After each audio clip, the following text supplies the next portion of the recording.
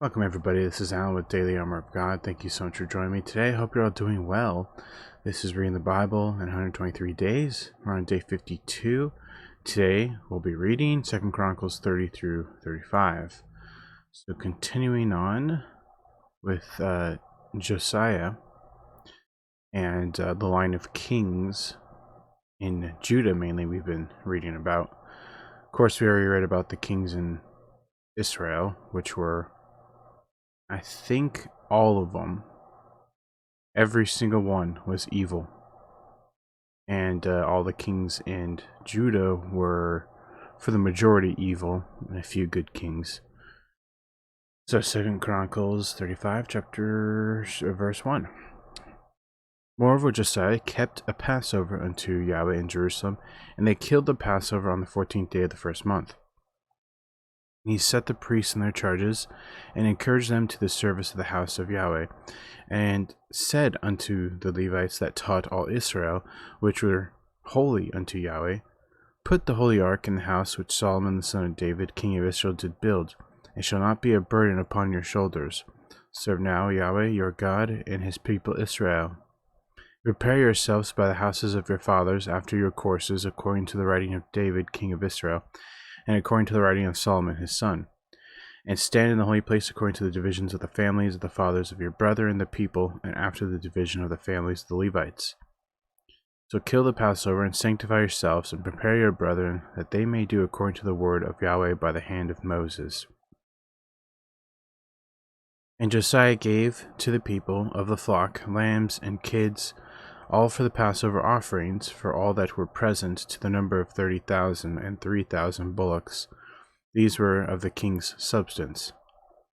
And his princes gave willingly unto the people, to the priests, and to the Levites. Hilkiah and Zechariah and Jehiel, rulers of the house of God, gave unto the priests for the Passover offerings 2,600 small cattle and 300 oxen. Conaniah also, and Shemaiah, and Nethaneel his brethren, and Hashabiah, and Jael, and Jozabad, chief of the Levites, gave unto the Levites for Passover offerings 5,000 small cattle and 500 oxen. So the service was prepared, and the priests stood in their place, and the Levites in their courses, according to the king's commandment. And they killed the Passover, and the priests sprinkled the blood from their hands, and the Levites flayed them.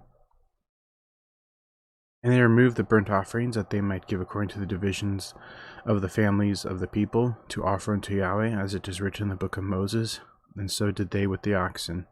And they roasted the Passover with fire according to the ordinance. But the other holy offerings sawed they in pots, and in cauldrons, and in pans, and divided them speedily among all the people. And afterward they made ready for themselves and for the priests, because the priests, the sons of Aaron, were busied in offering of burnt offerings and the fat until night. Therefore the Levites prepared for themselves and for the priests, the sons of Aaron. And the singers, the sons of Asaph, were in their place according to the commandment of David, and Asaph, and Hemam, and Jeduthun, the king's seer, and the porters waited at every gate. They might not depart from their service, for their brethren the Levites prepared for them. So all the service of Yahweh was prepared the same day, to keep the Passover, and to offer burnt offerings upon the altar of Yahweh, according to the commandment of King Josiah. The children of Israel that were present kept the Passover at that time, and the feast of unleavened bread 7 days. And there was no Passover like to that kept in Israel from the days of Samuel the prophet. Neither did all the kings of Israel keep such a Passover as Josiah kept, and the priests and Levites and all Judah and Israel that were present, and the inhabitants of Jerusalem. The 18th year of the reign of Josiah was this Passover kept. After all this, when Josiah had prepared the temple, Necho, king of Egypt, came up to fight against Carchemish by Euphrates, and Josiah went out against him. But he sent ambassadors to him, saying, What have I to do with thee, thou king of Judah? I come not against thee this day, but against the house wherewith I have war. For God commanded me to make haste.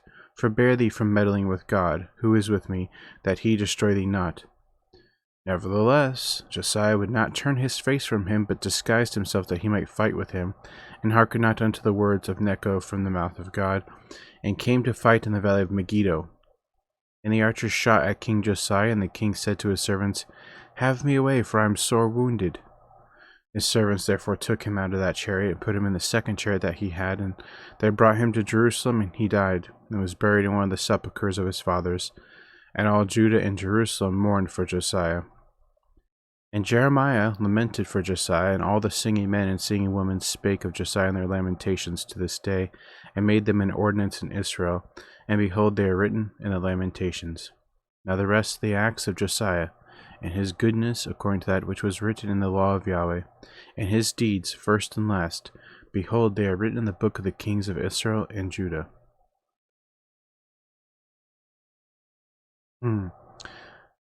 Okay, I just realized I read chapter 35. Whoops. Instead of chapter 30. Okay, so let's start this over again. So hold that thought, chapter 35. I'm not awake yet today, I guess. Chapter 35 was about Josiah. Okay, we're not even there yet. We're still at Hezekiah. Oh, geez. 2 Chronicles 30.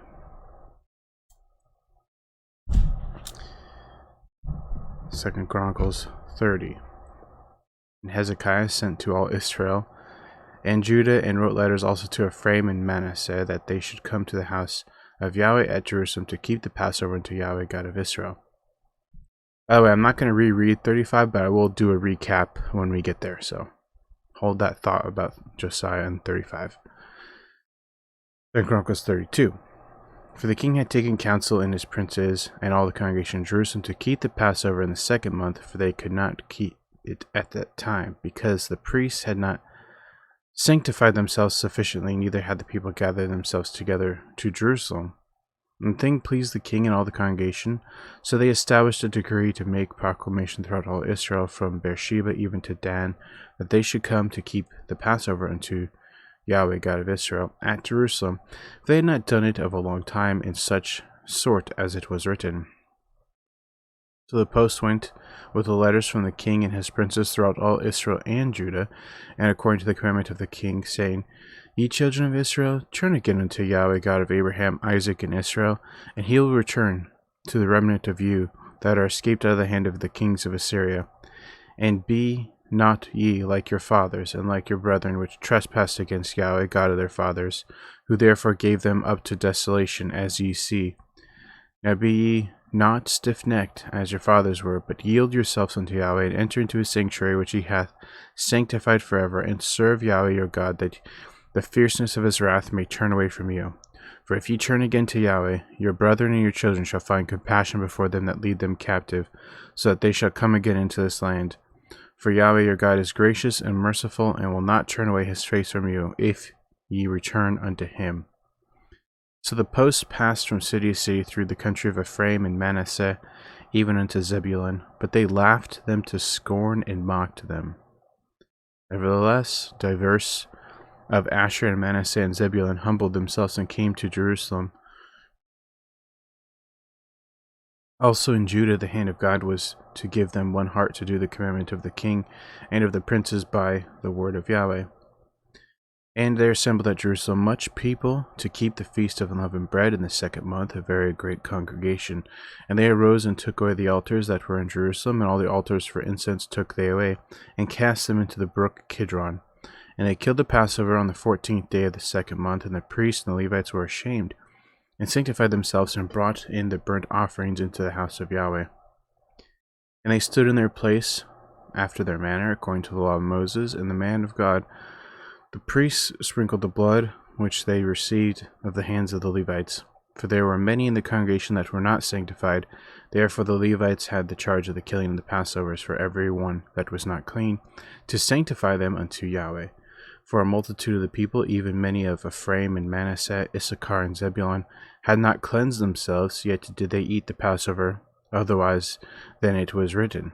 But Hezekiah prayed for them, saying, The good Yahweh pardon every one that prepareth his heart to seek God, Yahweh God of his fathers, though he be not cleansed according to the purification of the sanctuary. And Yahweh hearkened to Hezekiah and healed the people. And the children of Israel that were present at Jerusalem kept the feast of unleavened bread 7 days with great gladness. And the Levites and the priests praised Yahweh day by day, singing with loud instruments unto Yahweh. And Hezekiah spake comfortably unto all the Levites that taught the good knowledge of Yahweh. And they did eat throughout the feast 7 days, offering peace offerings and making confession to Yahweh, God of their fathers.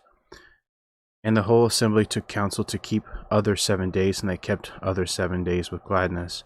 For Hezekiah king of Judah did give to the congregation 1,000 bullocks and 7,000 sheep, and the princes gave to the congregation 1,000 bullocks and 10,000 sheep, and a great number of priests sanctified themselves. And all the congregation of Judah with the priests and Levites, and all the congregation that came out of Israel, and the strangers that came out of the land of Israel, and that dwelt in Judah, rejoiced. So there was great joy in Jerusalem, for since the time of Solomon the son of David, king of Israel, there was not the like in Jerusalem. Then the priests and Levites arose and blessed the people, and their voice was heard, and their prayer came up to his holy dwelling place, even unto heaven. 2 Chronicles 31. Now when all this was finished, all Israel that were present went out to the cities of Judah, and brake the images in pieces, and cut down the groves, and threw down the high places, and the altars out of all Judah and Benjamin, and Ephraim also and Manasseh, until they had utterly destroyed them all. Then all the children of Israel, returned every man to his possession into their own cities. And Hezekiah appointed the courses of the priests and Levites after their courses, every man according to his service, the priests and Levites for burnt offerings and for peace offerings, to minister and to give thanks, and to praise in the gates of the tents of Yahweh. He appointed also the king's portion of his substance for the burnt offering, to wit, for the morning and evening burnt offerings, and the burnt offerings for the Sabbaths, and for the new moons, and for the set feasts, as it is written in the law of Yahweh. Moreover, he commanded the people that dwelt in Jerusalem to give the portion of the priests and Levites, that they might be encouraged in the law of Yahweh. And as soon as the commandment came abroad, the children of Israel brought in abundance the first fruits of corn, wine, and oil, and honey, and of all the increase of the field, and the tithe of all things brought they in abundantly. And concerning the children of Israel and Judah that dwelt in the cities of Judah, they also brought in the tithe of oxen and sheep, and the tithe of holy things which were consecrated unto Yahweh their God, and laid them by heaps. In the 3rd month they began to lay the foundation of the heaps, and finished them in the 7th month. And when Hezekiah and the princes came and saw the heaps, they blessed Yahweh and his people Israel. Then Hezekiah questioned with the priests and Levites concerning the heaps.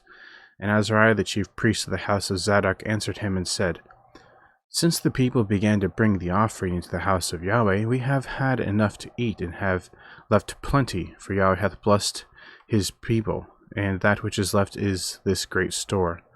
Then Hezekiah commanded to prepare chambers in the house of Yahweh, and they prepared them, and brought in the offerings and the tithes, and dedicated things faithfully, over which Conaniah the Levite was ruler, and Shimei his brother was the next. And Jehiel and Azaziah and Nahath and Asael and Jeremoth and Jozabad and Eliel and Isamachiah and Mahath and Benaiah were overseers under the hand of Conaniah and Shimei his brother, at the commandment of Hezekiah the king, and Azariah the ruler of the house of God. And Koreh the son of Imnah the Levite, the porter toward the east, was over the freewill offerings of God, to distribute the oblations of Yahweh and the most holy things. And next to him were Eden and Miniamin and Jeshua and Shemaiah, Amariah and Shechaniah, in the cities of the priests in their set office, to give to their brethren by courses, as well to the great as to the small, beside their genealogy of males from 3 years old and upward, even unto every one that entereth into the house of Yahweh, his daily portion for their service and their charges according to their courses, both to the genealogy of the priests by the house of their fathers, and the Levites from 20 years old and upward, in their charges by their courses, and to the genealogy of all their little ones, their wives, and their sons, and their daughters throughout all the congregation, for in their set office they sanctify themselves in holiness. Also the sons of Aaron the priests, which were in the fields of the suburbs of their cities, in every several city, the men that were expressed by name, to give portions to all the males among the priests, and to all that were reckoned by genealogies among the Levites. And thus did Hezekiah throughout all Judah, and wrought that which was good and right and truth before Yahweh his God. And in every word that he began in the service of the house of God, and in the law, and in the commandments, to seek his God, he did it with all his heart, and prospered. We were talking about that yesterday, weren't we? All these kings that only served God with half their heart, and what happens in their older age, towards the end of their life, they fail, they disobey, they fall away, they get punished. And here we see that he served God with all his heart and prospered. Isn't that interesting? And we see that as a fact when we read throughout all the good kings. When we read about the good kings, we see them prospering. But when we read about the kings that do wickedly, they don't prosper at all. They have wars and disease and pestilence and just so many disgusting things, right? So it's very telling that when you follow God with all your heart, you prosper. That's very important to note. 2 Chronicles 32. After these things, the establishment thereof, Sennacherib king of Assyria came and entered into Judah and encamped against the fenced cities, and thought to win them for himself. And when Hezekiah saw that Sennacherib was come, and he was purposed to fight against Jerusalem, he took counsel with his princes and his mighty men to stop the waters of the fountains which were without the city, and they did help him. So there was gathered much people together, who stopped all the fountains and the brook that ran through the midst of the land, saying, Why should the kings of Assyria come and find much water? Also he strengthened himself and built up the wall that was broken, and raised it up to the towers, and another wall without, and repaired Milo and the city of David, and made darts and shields in abundance.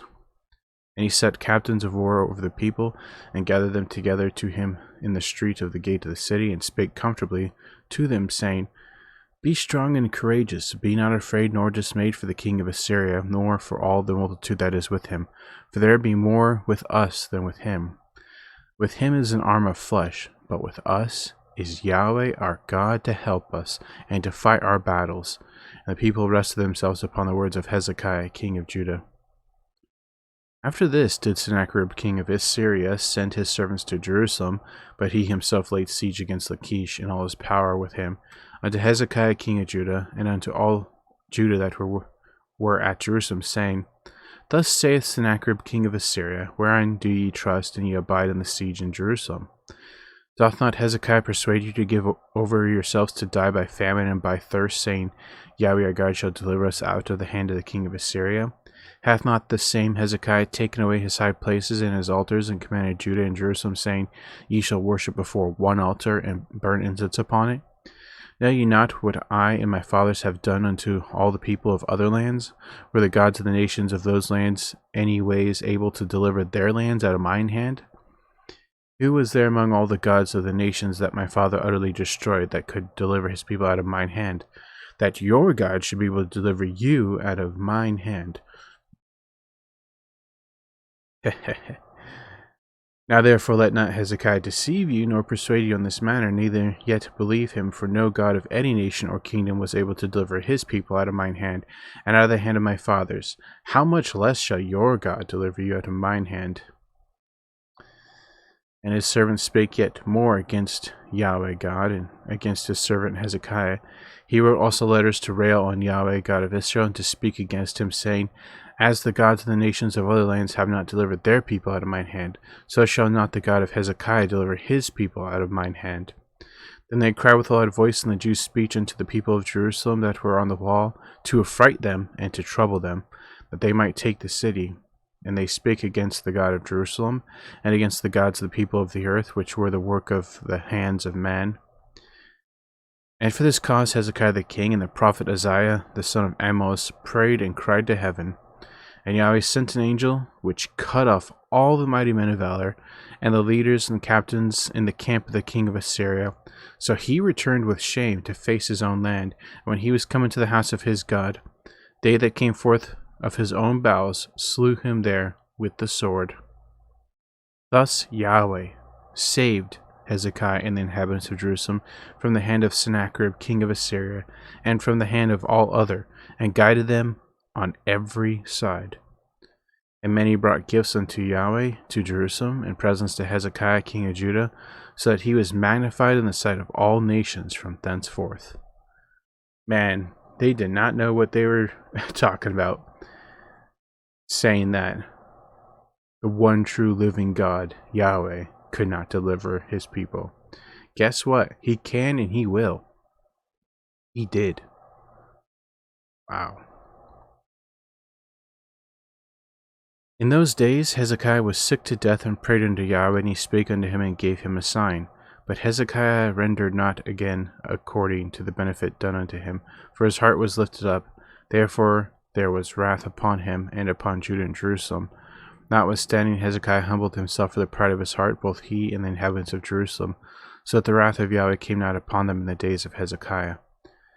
And Hezekiah had exceeding much riches and honor, and he made himself treasuries for silver and for gold and for precious stones and spices, and for shields and for all manner of pleasant jewels. Storehouses also for the increase of corn and wine and oil, and stalls for all manner of beasts and coats for flocks. Moreover, he provided him cities and possessions of flocks and herds in abundance, for God had given him substance very much. This same Hezekiah also stopped the upper watercourse in Gihon and brought it straight down to the west side of the city of David, and Hezekiah prospered in all his works. You know what's interesting about this verse is this is a fact. This is a fact.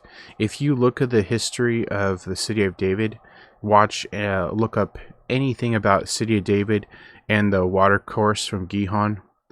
He diverted the water so it was within the city. This is legit a fact right here. And this is another reason why we know the Bible is true. Because this right here is legit fact. If you just look up City David, Hezekiah, you'll find tons of information about him working on that. Basically, to what I understand about it, there was water outside the city walls, a spring or a source.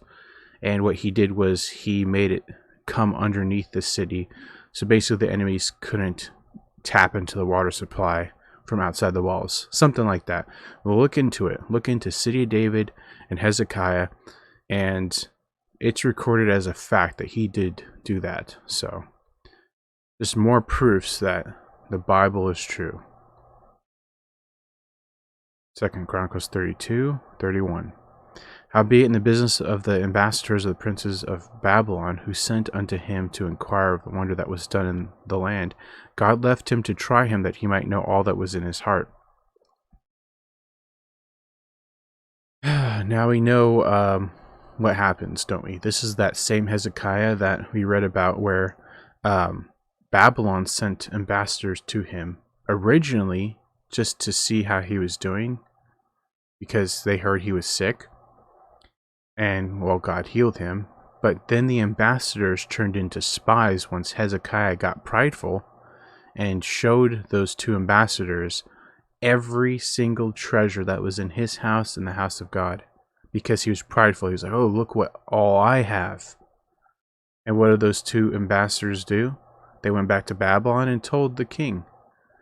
And we see years later, I think this is about... don't quote me on this, but I think this is about 80-ish years before the Babylon captivity. Something like that. So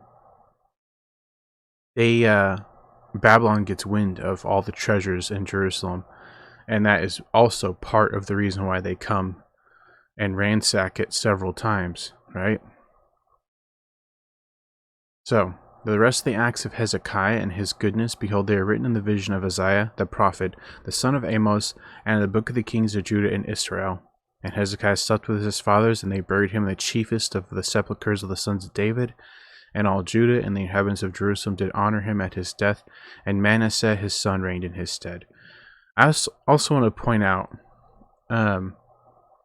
that how the goodness of Hezekiah, from what we've read, he was a good king, right?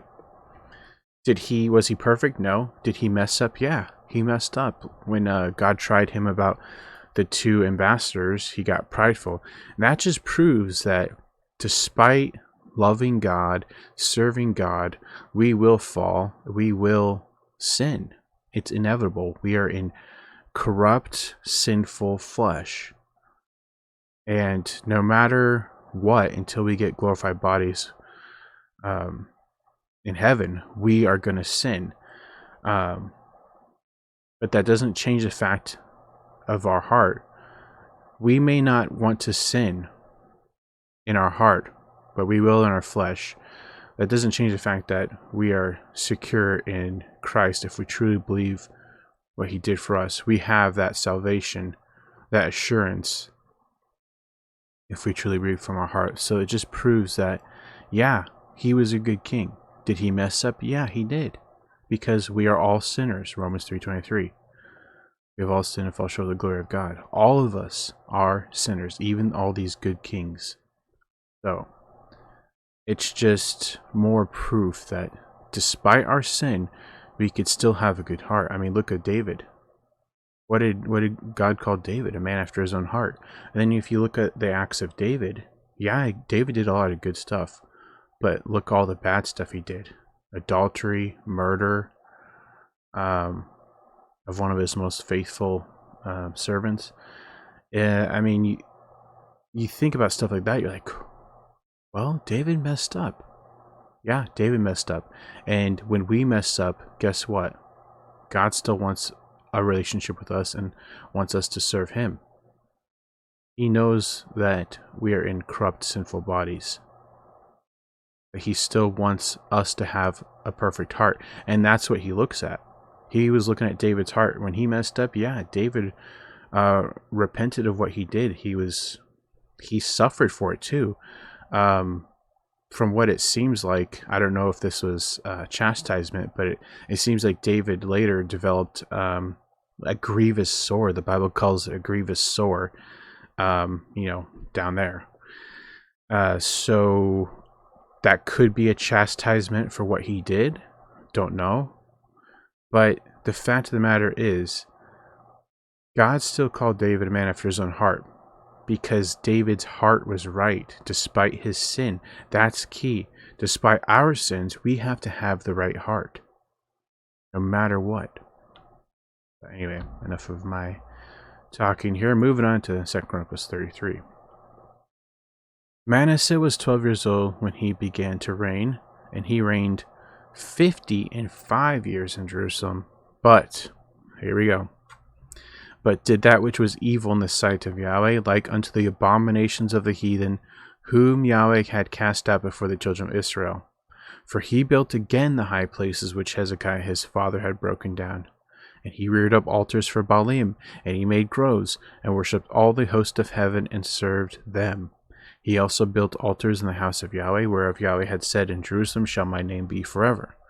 He built altars for all the host of heaven in the two courts of the house of Yahweh. And he caused his children to pass through the fire in the valley of the son of Hinnom. Also he observed times, and used enchantments, and used witchcraft, and dealt with familiar spirit, and with wizards. He wrought much evil in the sight of Yahweh, to provoke him to anger. And he set a carved image, the idol which he had made in the house of God, which God had said to David and to Solomon his son, In this house, and in Jerusalem, which I have chosen before all the tribes of Israel, will I put my name forever. Neither will I do any more remove the foot of Israel from out of the land which I have appointed for your fathers, so that they will take heed to do all that I commanded them, according to the whole law and the statutes and the ordinance by the hand of Moses.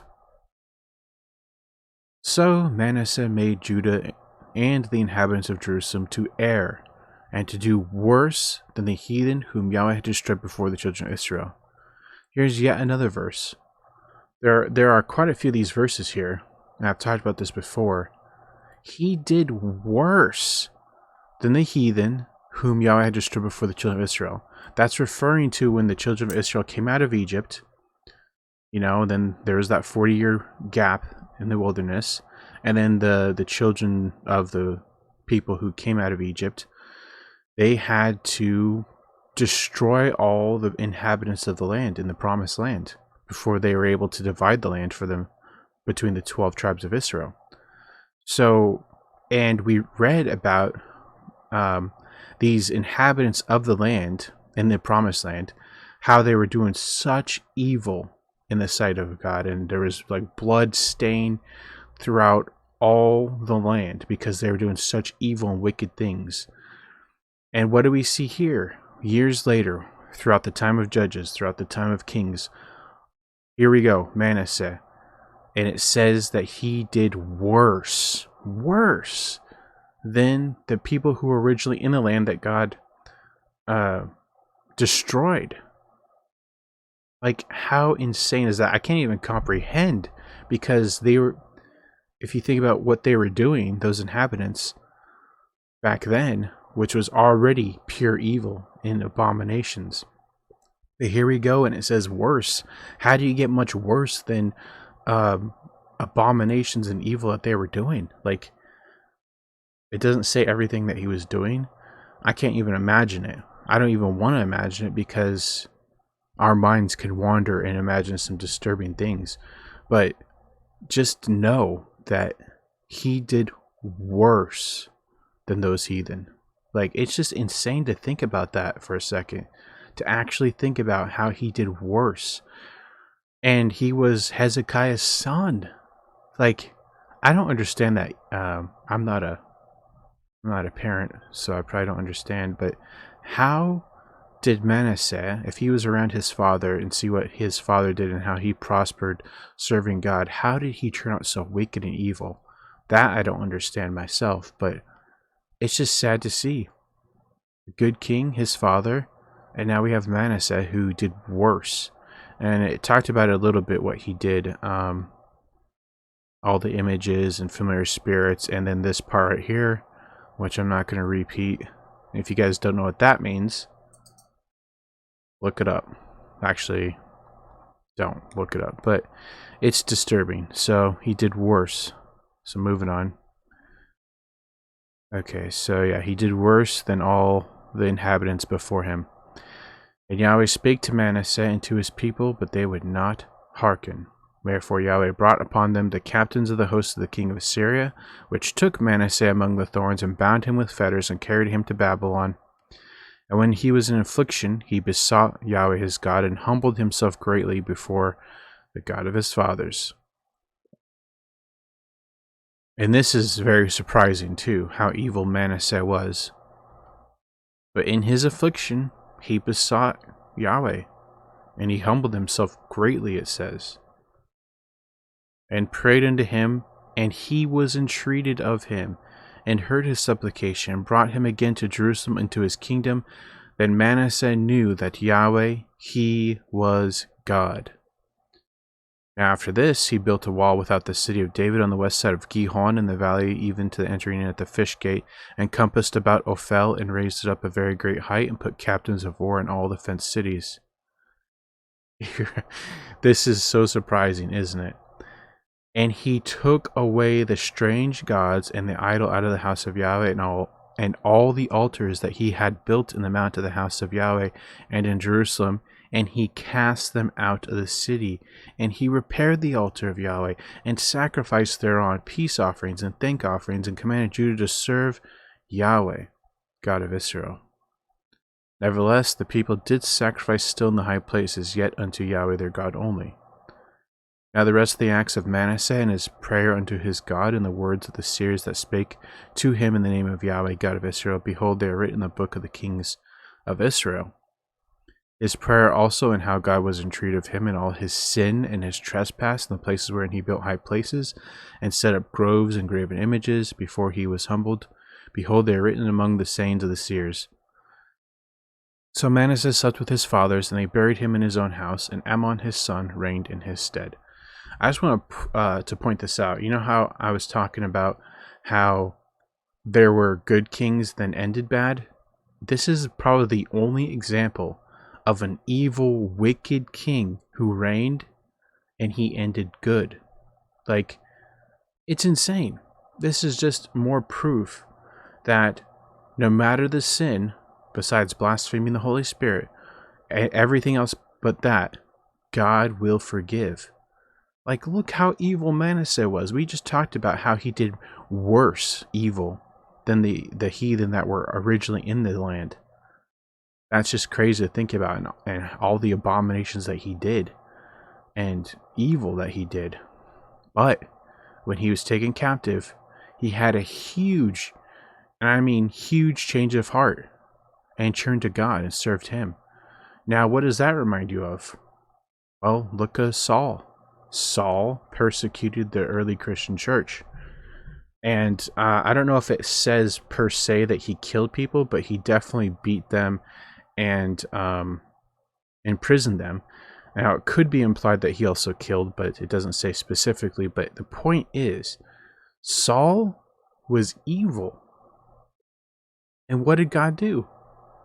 God used him for a greater purpose. God had a plan for Saul, for Paul. And it's just amazing to see that turnaround. And here we go with Manasseh. He started off evil and wicked and did worse than the heathen that were in the land. And he turned his life around back to God when he was in prison, when he was in chains and carried off to Babylon. And that just goes to show you that no matter how evil and wicked you are, God can still hear you if you truly, from your heart, turn to him and change your ways, because he will hear you. And if you truly believe in him. So, I mean, I'm just blown away by these verses because of how it describes Manasseh, how evil he was. But we were talking about how David had a good heart. He eventually had a good heart, a true heart. He truly repented and turned to God and served him. And we see, what did God do? He got out of his captivity from Babylon and came back into his kingdom. Like, that's just crazy to think about, how he actually came out of captivity. And then he tore down all the stuff. He tried to undo what he did. Now, it doesn't mean that he was without consequences for his sins. Just like how Saul, had to pay for his. We all have to pay for our consequences of sin. But just because we have to pay for our consequences doesn't mean that God can't still use us, or God won't forgive us, because he did. He forgave Saul. He forgave David for his sin. He forgave Manasseh for his evil sin. And he turned his life around. So these verses today are just blowing me away, how we see that God can use all of us for good. If we truly, it all comes down to one thing, and that's the heart. Are we truly believing in God with all our heart? Are we truly serving him with all our heart? It is a heart issue. Definitely a heart issue. So, moving on. That's just, oh man, this is crazy. I'm just blown away by these verses today. Manasseh, how evil he was, and he turned his life around. So, Ammon, chapter 33, verse 21. Ammon was 22 years old when he began to reign, and reigned 2 years in Jerusalem. But he did that which was evil in the sight of Yahweh, as did Manasseh his father. For Ammon sacrificed unto all the carved images which Manasseh his father had made, and served them, and humbled not himself before Yahweh, as Manasseh his father had humbled himself. But Ammon trespassed more and more. And his servants conspired against him, and slew him in his own house.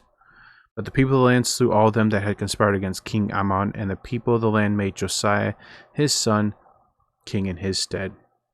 So, we already learned about Josiah in chapter 35 that we read first. But finally, here's Josiah. So, chapter 34. Josiah was 8 years old when he began to reign, and he reigned in Jerusalem 31 years. And he did that which was right in the sight of Yahweh, and walked in the ways of David his father, and declined neither to the right hand nor to the left. For in the 8th year of his reign, while he was yet young, he began to seek after the God of David his father. In the 12th year he began to purge Judah and Jerusalem from the high places, and the groves, and the carved images, and the molten images. And they brake down the altars of Baalim in his presence, and the images that were on high above them he cut down, and the groves, and the carved images, and the molten images he brake in pieces, and made dust of them, and stowed it upon the graves of them that had sacrificed unto them. And he burnt the bones of the priests upon their altars, and cleansed Judah and Jerusalem. And so did he in the cities of Manasseh, and Ephraim, and Simeon, even unto Naphtali, with their mattocks round about.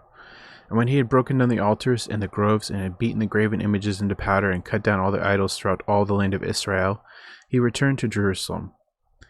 Now in the 18th year of his reign, when he had purged the land and the house, he sent Shaphan his son of Azaliah, or Shaphan the son of Azaliah, and Messiah the governor of the city, and Joah the son of Johaz the recorder, to repair the house of Yahweh his God. And when they came to Hilkiah the high priest, they delivered the money that was brought into the house of God, which the Levites that kept the doors had gathered of the hand of Manasseh and Ephraim, and of all the remnant of Israel, and of Judah and Benjamin, and they returned to Jerusalem. And they put it in the hand of the workmen that had the oversight of the house of Yahweh, and they gave it to the workmen that wrought in the house of Yahweh, to repair and amend the house. Even to the artificers and builders gave they it, to buy hewn stone and timber for couplings, and to floor the houses which the kings of Judah had destroyed. The men did the work faithfully, and the overseers of them were Jahath and Obadiah, the Levites, of the sons of Merari, and Zechariah and Meshullam, the sons of the Kohathites, to set it forward, and other of the Levites, all that could skill of instruments of music. Also they were over the bearers of burdens, and were overseers of all that wrought the work in any manner of service. And of the Levites there were scribes and officers and porters. When they brought out the money that was brought into the house of Yahweh, Hilkiah the priest found a book of the law of Yahweh given by Moses. And Hilkiah answered and said to Shaphan the scribe, I have found the book of the law in the house of Yahweh.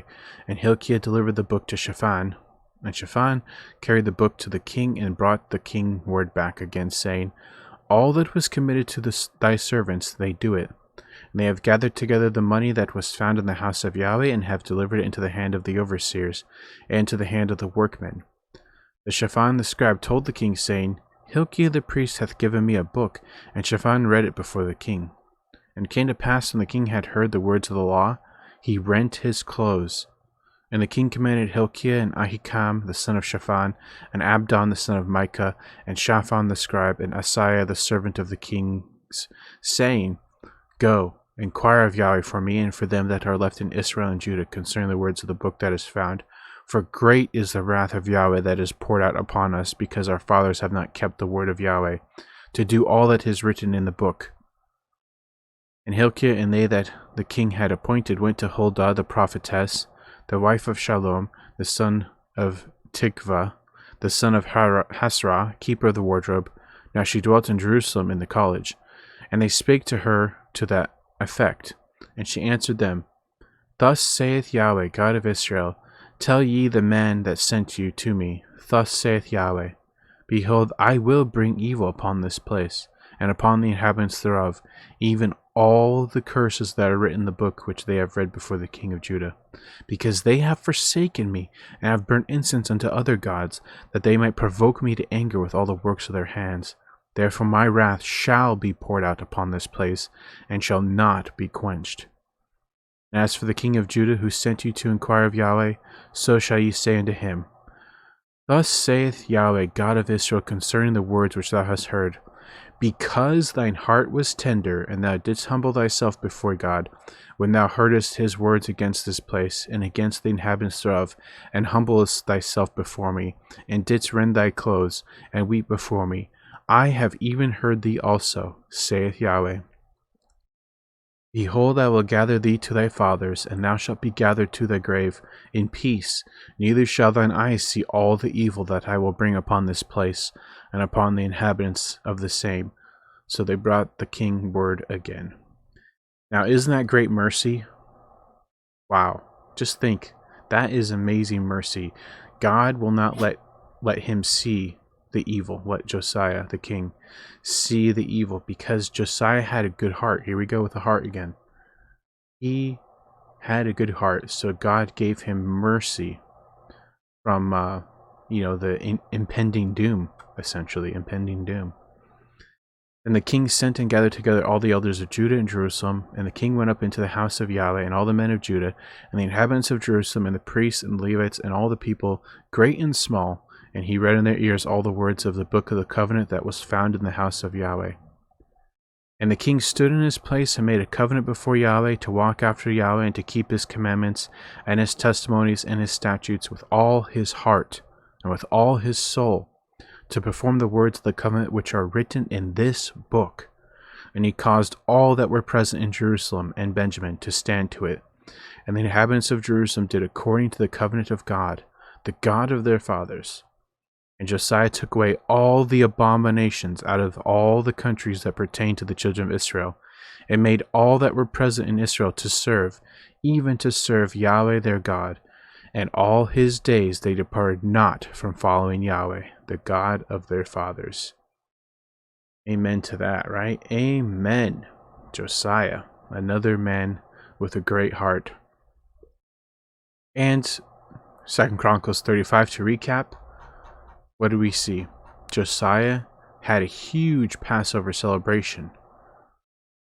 They killed the Passover and they had a huge celebration. And we see, Josiah being true to God. They kept the Passover and the commandments. And, Josiah was a great king, but unfortunately, we all mess up, we all sin. And this actually could be considered God's mercy as well. God did say that he would take him to his fathers before the impending doom came, so Josiah wouldn't have to see it. And even though Josiah did mess up here, he had a great heart. So we see that Josiah was going against Necho, king of Egypt, because Necho wanted to fight Carchemish. So Josiah went out against him, and then Necho somehow said that God was with him. Don't really know much behind that, but apparently it was true, because Josiah ended up being wounded and then brought to Jerusalem and died, unfortunately. So despite being a great king and having a good heart, we can all mess up.